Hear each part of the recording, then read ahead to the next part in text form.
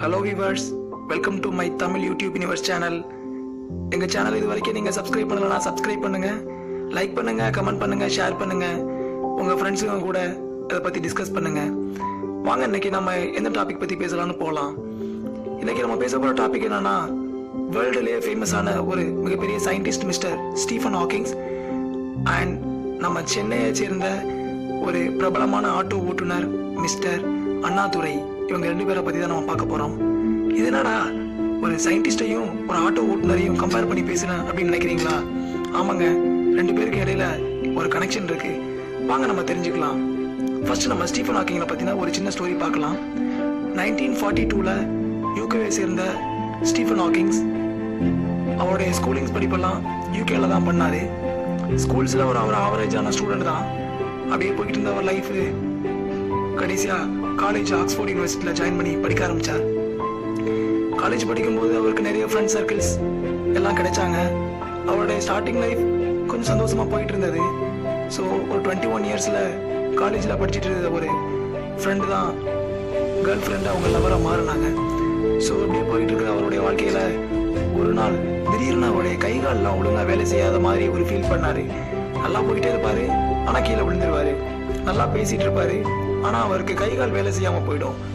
So இதை பார்த்துட்டு இருந்த அவங்க கேர்ள் ஃப்ரெண்ட் டாக்டரை போய் பார்க்கலான்னு சொல்லி பார்த்தாங்க. திடீர்னு டாக்டர்ஸ் என்ன சொன்னாங்க அப்படின்னா, நீங்கள் ஏஎல்எஸ் நோயால் பாதிக்கப்பட்டிருக்கீங்க அப்படின்னு சொல்லி சொன்னாங்க. அது உண்மையிலே அதிர்ச்சியான விஷயம்தான். ஏன்னா ஏஎல்எஸ் நோயால் பாதிக்கப்பட்ட நோயாளி என்ன பண்ணுவாங்க அப்படின்னா, அவங்களுடைய பாடி பார்ட்ஸ் எதுவுமே வேலை செய்யாது. மீன்ஸ் மூளை என்ன சொல்லுது அப்படிங்கிறத பாடி எதுவுமே கேட்காது. ஸோ அதுதான் அவருடைய பிரச்சனை. ஆனால் அதிர்ஷ்டவசமாக ஸ்டீஃபன் ஹாக்கிங்ஸோடைய கேஸில் என்னன்னா, அவருடைய மூளை நல்லா வேலை செய்யும், அவருடைய உடலுறுப்புகள் மட்டும் வேலை செய்யாமல் போகும் அப்படிங்கிறது ஒரு சந்தோஷமான விஷயம். ஸோ டாக்டர்ஸ் என்ன சொன்னாங்கன்னா, ஸ்டீஃபன் ஹாக்கிங்ஸ்ட நீங்கள் இனி ஒரு 3 to 4 இயர்ஸ் தான் நல்லா இருப்பீங்க அப்படின்னு சொல்லி சொன்னாங்க. ஸோ இதை கேட்ட ஸ்டீஃபன் ஹாக்கிங்ஸ் என்ன சொன்னார்னா, பரவாயில்ல டாக்டர், என்னுடைய பாடி பார்ட்ஸ் வேலை செய்யலைன்னா பரவாயில்ல, ஆனால் என்னுடைய மூளை வேலை செய்கிற வரைக்கும் நான் இயங்கிக்கிட்டே இருப்பேன் அப்படின்னு சொல்லிட்டு வெளியில் வந்துட்டாரு. ஸோ அப்படியே வெளியில் வந்த ஸ்டீஃபன் ஹாக்கிங்ஸ் அதே ஸ்பிரிட்டோட ஃபிசிக்ஸை படிக்க ஆரம்பித்தார். ஸோ ஃபிசிக்ஸ் ஒரு பக்கம் போயிட்டு இருந்தது. அட் த சேம் டைம் அந்த கேர்ள் ஃப்ரெண்ட் அவரை கைவிடவே இல்லை. ஸோ ஃபைனலாக அந்த கேர்ள் ஃப்ரெண்டே மேரேஜ் பண்ணிக்கிட்டாரு. அப்புறம் அவருடைய லைஃப்பில் குழந்தைங்கள்லாம் வந்தாங்க. இப்படியே நல்லா போய்க்கிட்டு இருந்த ஸ்டீஃபன் ஹாக்கிங்ஸ் அவருடைய அந்த ரிசர்ச் பண்ணுறதுப்போ ஒரு நல்ல ஃபிசிக்ஸ் சம்மந்தமான ரிசர்ச் எல்லாம் வெளியிட ஆரம்பித்தார். ஸோ இந்த ஃபிசிக்ஸ் சம்மந்தமான அந்த நல்ல ரிசர்ச் எல்லாம் எப்படி வெளியிட்டார்? அதுக்கு அப்போ தான் அவருடைய உடம்பு பார்ட்ஸில் வேலை செய்யலன்னு சொல்கிறீங்களே எப்படின்னு கேட்குறீங்களா? ஆமாங்க, அவருடைய நிலைமையை புரிஞ்சுக்கிட்ட அமெரிக்கன் சயின்டிஸ்ட் என்ன பண்ணாங்கன்னா, ஸ்டீஃபன் ஹாக்கிங்ஸோடைய பாடி பார்ட்ஸில் என்னென்ன வேலை செய்யுதுன்னு பார்த்தாங்க. அவர் அந்த நோயில் பாதிக்கப்பட்டிருக்கும் போது அவருடைய கை கால் எதுவுமே வேலை செய்யலை. ஸோ அவர் வீல் சேரில் உட்காந்துட்டாரு. ஸோ அதை தெரிஞ்சுக்கிட்டவங்க அவருடைய விரல்கள் வேலை செய்கிறதையும் அவருடைய தசைகள் அசைவையும் வச்சு ஒரு மிஷின் ஒன்று கண்டுபிடிச்சாங்க. ஸோ அந்த மிஷின் என்ன பண்ணும் அப்படின்னா, அவர் டிஸ்பிளேல ஒரு சில வேர்ட்ஸை சூஸ் பண்ணுவார். எப்படி சூஸ் பண்ணுவார்னா, அந்த விரலுடைய அசைவுகளையும் தசையோட அசைவுகளையும் வச்சு லெட்டர்ஸை சூஸ் பண்ணி சென்டென்ஸாக கன்வெர்ட் பண்ணி அந்த சென்டென்ஸை வச்சு அவர் வேர்ட்ஸாக மாற்றிடுவார் அல்லது ஒரு ரிசர்ச் புக்காக மாற்றுவார். ஸோ இப்படி தான் அவருடைய ரிசர்ச்லாம் பண்ணார். அப்படி பண்ணி ஃபேமஸான வேர்ல்டு ஃபேமஸ் ரிசர்ச் அப்படி என்னன்னா, black hole theory and times formula அப்படிங்கிற 2 ரிசர்ச். இது மட்டும் இல்லை, brief history of time book அப்படிங்கிற இந்த உலகத்திலேயே அதிகமாக விற்பனையில் சாதனை படித்த புக்கையும் நம்ம ஸ்டீஃபன் ஹாக்கிங்ஸ் தான் பண்ணியிருக்காரு. கொஞ்சம் யோசிச்சு பாருங்க, நம்ம பாடி பார்ட்ஸ் எதுவுமே வேலை செய்யலை, ஆனால் நம்மளால இவ்வளோ விஷயங்கள் பண்ண முடியுமா அப்படின்னா கொஞ்சம் கஷ்டம் தான். ஆனால் ஸ்டீஃபன் ஹாக்கிங்ஸ் அதையும் பண்ணி காமிச்சிட்டாரு. ஸ்டீஃபன் ஹாக்கிங்ஸோடைய ஃபுல் நம்பிக்கை என்ன அப்படின்னா, வாழ்க்கையில் எவ்வளோ கஷ்டங்கள் வந்தாலும் எவ்வளோ ப்ராப்ளம் ஃபேஸ் பண்ணாலும் நாம் ஏதோ ஒரு விஷயத்தை தேடி போய்கிட்டே இருக்கணும், நம்மளை அப்டேட் பண்ணிகிட்டே இருக்கணும், நம்ம நிறைய லேர்ன் பண்ணணும் அப்படிங்கிற ஒரு விஷயத்தை மட்டும் அவர் கடைசி வரைக்கும் மாற்றவே இல்லை. ஆனால் ஸ்டீஃபன் ஹாக்கிங்ஸ் இந்த உலக மக்களுக்கு ஒரு 3 விஷயங்கள் சொன்னார். 3 விஷயம் இல்லை, நிறைய விஷயம் சொல்லியிருக்காரு. ஸோ என்னால் இப்போதைக்கு அந்த ரொம்ப இன்ஸ்பிரேஷனான ஒரு 3 விஷயத்த சொல்ல ஆசைப்படுறேன்.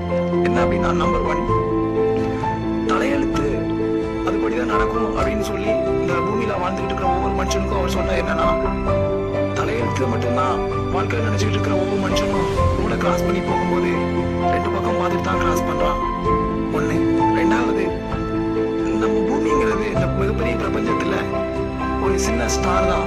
நம்மலாம் அதில் வாழ்ந்துகிட்டு இருக்கிற குரங்கு கூட்டங்கள். என்ன நம்ம கிட்ட இருக்கிற ஸ்பெஷாலிட்டினா நம்மளால இந்த பிரபஞ்சத்தை புரிஞ்சுக்க முடியும் அப்படிங்கறத சொன்னாரு. இது மட்டும் இல்லைங்க, வாழ்க்கையில எவ்வளவு கஷ்டம் இருந்தாலும் நம்ம கிட்ட ஏதோ ஒரு பெஸ்டான ஒரு விஷயம் இருக்கும். அந்த பெஸ்டான விஷயத்த அந்த கஷ்டத்துல அப்ளை பண்ணி நம்ம சக்சஸ் ஆகணும் அப்படிங்கறத அவர் சொன்னாரு. ஸோ இதுதான் இந்த 3 இம்பார்ட்டன்டான விஷயம். ஸோ ஸ்டீஃபன் ஹாக்கிங்ஸை பத்தி நம்ம பார்த்தாச்சு. ஸ்டீஃபன் ஹாக்கிங்ஸ்ட என்ன பிரச்சனைனா அவருடைய பாடி பார்ட்ஸ் வேலை செய்யாது. ஆனால் அவர் பிசிக்கலி மென்டலி பாதிக்கப்பட்டாரு. பட் ஆனால் அவருடைய மூளை ரொம்ப நல்லா இருந்தது. அதனால அவரால் சாதிக்க முடிஞ்சுன்னு நம்ம சொல்றோம். ஸோ நம்மள மாதிரி சாதாரண ஒரு பர்சன், ஒரு படிக்காதவர், நாலேஜ் எதுவுமே இல்லை, அவர் எப்படி சாதிக்கிறாரு அப்படிங்கிறத பார்க்கலாம். வாங்க மிஸ்டர் அண்ணாதுரையை பத்தி பார்ப்போம். சென்னையை சேர்ந்த அந்த அண்ணாதுரைங்கிறவர் ஒரு 12th class drop out student, middle class family. அப்பா அண்ணா எல்லாரும் auto drivers. So 12th class முடிச்சுட்டு டிராப் அவுட் ஆன இவரும் ஆட்டோ ஓட்ட ஆரம்பிச்சிட்டாரு. ஏர்லி ஸ்டேஜில் அவரும் நார்மல் ஆட்டோ டிரைவர்ஸ் மாதிரி தான் இருந்தாரு. ஆனா அவரு காலப்போக்கில் தன்னை தானே அப்டேட் பண்ணிக்கிட ஆரம்பிச்சாரு. ஏதோ ஒன்று பண்ணணும், அது ரொம்ப புதுசா இருக்கணும் அப்படிங்கிறத நம்பினாரு. ஸோ அவர்கிட்ட டிராவல் பண்ற ஒவ்வொரு கஸ்டமரையும் சாட்டிஸ்ஃபை பண்ணணும் அப்படிங்கிறது அவரோட லைஃப்ல ஒரு மிகப்பெரிய எய்மா இருந்துச்சு. ஸோ அதை பண்ண நினைச்சா அவரு ஆட்டோல புது புது விஷயங்களை கொண்டு வர ஆரம்பிச்சாரு. News papers, magazines, laptops, mobile phones, wifi, swiping machine, இந்த மாதிரி நிறைய விஷயங்கள் அப்டேட் பண்ண ஆரம்பிச்சாரு.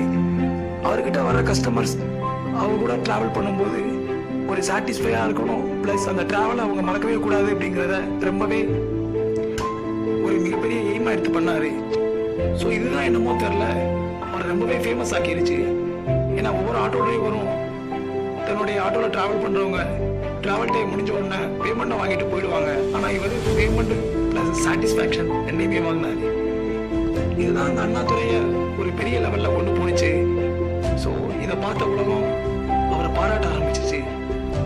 ஸோ ஏன்னா அதை சொல்றேன் அப்படின்னா, ஸ்டீஃபன் ஹாக்கிங்ஸ் படிச்சிருந்தாரு, பட் ஆனால் பிசிக்கலாக ரொம்ப பாதிக்கப்பட்டிருந்தாரு. ஆனால் அவருடைய ஸ்பெஷாலிட்டி நல்ல நாலேஜ். அந்த நாலேஜை யூஸ் பண்ணி அவர் வின் பண்ணாரு. ஆனால் அண்ணாதுரை அவர் கைகள் நல்லா இருக்கு, நல்லா சாதாரண மனுஷனா இருக்காரு. பட் ஆனால் அவர்கிட்ட அவ்வளவா நாலேஜ் கிடையாது. ஆனால் அவர்கிட்ட இருக்கிற ஸ்பெஷாலிட்டி நம்மளால டிஃப்ரெண்டா பண்ண முடியும் அப்படிங்கிறத வச்சு அவர்கிட்ட அதை படிக்காத அந்த மைனஸ்ல அப்ளை பண்ணி ரொம்ப சக்சஸ்ஃபுல்லா மாறிட்டாரு. ஸோ நல்லா இருக்கிற நம்ம ஏன் ரெண்டுமே பண்ணக்கூடாது? ஸோ அண்ணாதுரை என்ன சொன்னார் ஒரு இன்டர்வியூலனா, ஒரு 12th கிளாஸ் டிராப் அவுட் ஆன ஸ்டூடெண்ட் நான் இவ்வளோ பண்ணும்போது நிறைய படிச்சிருக்கீங்க, நிறைய தெரிஞ்சிருக்கீங்க, ஏன் உங்களால பண்ண முடியாது அப்படின்னு யங்ஸ்டரை பார்த்து கேட்கிறாரு. ஸோ நாமெல்லாம் ஏன் நமக்கு முன்னாடி இருக்கிற இந்த மாதிரி அண்ணாதுரை மாதிரி ஆட்களுடைய இன்ஸ்பிரேஷனா எடுத்துக்கிட்டு நம்ம ஏன் வாழ்க்கையில சாதிக்க முடியாது அப்படின்னு கேட்கிறேன். ஸோ இது மாதிரியான வீடியோ பிடிச்சிருந்ததுன்னா லைக் பண்ணுங்க, ஷேர் பண்ணுங்க, எங்க யூடியூப் யூனிவர்ஸ் சேனலுக்கு சப்ஸ்கிரைப் பண்ணுங்க. தேங்க்யூ.